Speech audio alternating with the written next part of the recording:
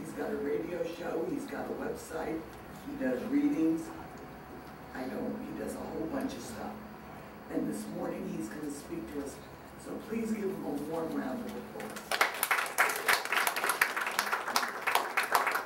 Well, you're pretty tall, so duck when you come under the fan. All right. Hello, everybody. Hello. Good morning. I'm going to do a little interaction. I want everyone to go ahead and close your eyes for just a moment. Okay. Now, I know you came with somebody that's with you, so try to listen. I want everyone to say, hello, neighbor. Hello, neighbor. Now, with your eyes closed, try to imagine what the person either behind you, in front of you, or on the side of you, what they look like. Try to look, see what their hair color is, their facial expressions are, you know, their body style, their body type, the whole bit. Try to imagine that for just a moment. Now go ahead and open your eyes and look around. Look at everybody else. Now how close were you to what your imagination was? Very. Sometimes though you end up wondering, it's like, oh my God, it's like I thought of you totally different. And how many of you are actually online on the internet? Good. So you know about chat rooms and instant messaging, the whole bit. How many of you have talked to somebody and you get an image in your own mind of what this person looks like? Now, how many of you have met that person in person? And all of a sudden you're like, oh my God, what do I say to this person? Totally changed. You can talk to them about everything and anything when you're online. Really easy to do because it's like, hey, you know, I've got the internet there, and it always hit exit out of the window. When you meet this person face to face, you're like, I don't know what to say to you. And it's like because we thought of them as somebody totally different. We had that image just like when we had your eyes closed, trying to wonder what the person actually looked like. So what happens is, we're seeing a picture of somebody that's not the same as seeing them in person. Instead of continuing to see the beauty within like we have, our focus is then changed to the beauty we see that's on the outside. Even if we think there is no beauty, there really is. So a lot of times you look at someone and you're like, oh my gosh, they're so overweight, or oh my God, I don't believe their hair looks this way, and what do they do to their makeup? You know, we're so focused on the outside of the person, we forget what's actually on the inside. See, God does not know how to make anything or anyone that is not beautiful. Ugliness just does not exist in the real world. But we do not live in the real world. We live in a world that we ourselves have created. Like the old saying, beauty is in the eyes of the beholder. And it actually is. Because what is ugly to one person is beautiful to somebody else. So who are we to judge what is beautiful and what is ugly? Because God doesn't know what ugliness is. Only we do. So it reminds me of an email that I received one day. And it was funny because after Joanne asked me to do the sermon, I'm like, okay, what am I going to talk about here? And it's funny how spirit works. So I went home after the psychic fair and I checked my emails because I got tons of emails. And I received this email from someone. It goes like this. There's a group of alumni and the highly established in their careers. They all got together to visit with their old university professor.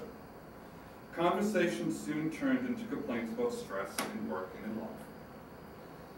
Offering his guests coffee, the professor went to the kitchen and returned a large pot of coffee and an assortment of cups, porcelain, plastic, glass, crystal, some plain looking, some expensive, some exquisite, telling them all to help themselves to the coffee. When all the students had a cup of coffee in hand, the professor said, if you noticed, all the nice looking, expensive cups were taken up, leaving behind the plain and the cheap ones. While it is normal for you to want only the best for yourselves, that is the source of your problems and your stress. Be assured that the cup itself adds no quality to the coffee. In most cases, it is just more expensive, and in some cases, even hides what we drink. What all of you really wanted was coffee, not the cup.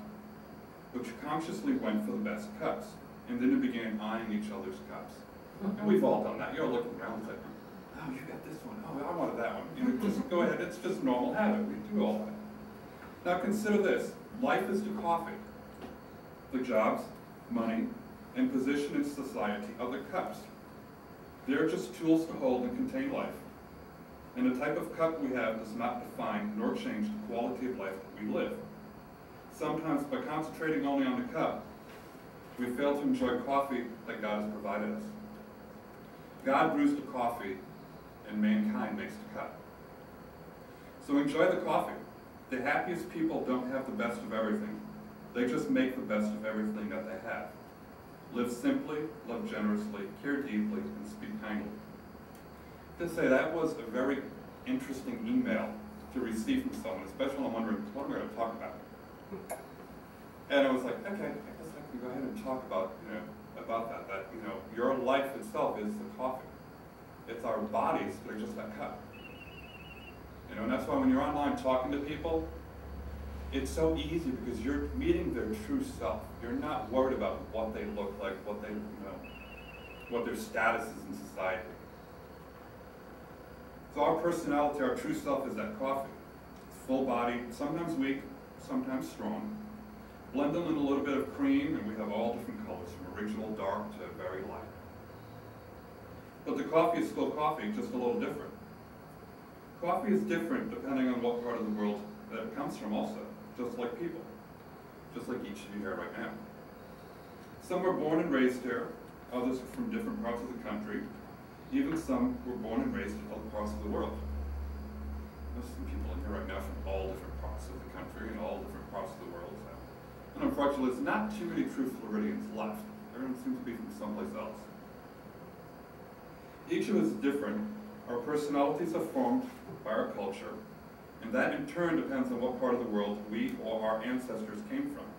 It is who we are, just like the coffee is. Our bodies are the cups, like in our story, each different and unique. What we look like is up to what others see us as. What one person sees as strong coffee, another sees as just right, or another sees as weak. We are who we are on the inside like the coffee. The outside is just that, the outside, the cup. We can change what we look like on the outside very easily. Just go ahead and go to the hairdresser or the barber shop. You can change your hair color, your hairstyle. You can go see your optometrist. You can change your eye color with contacts.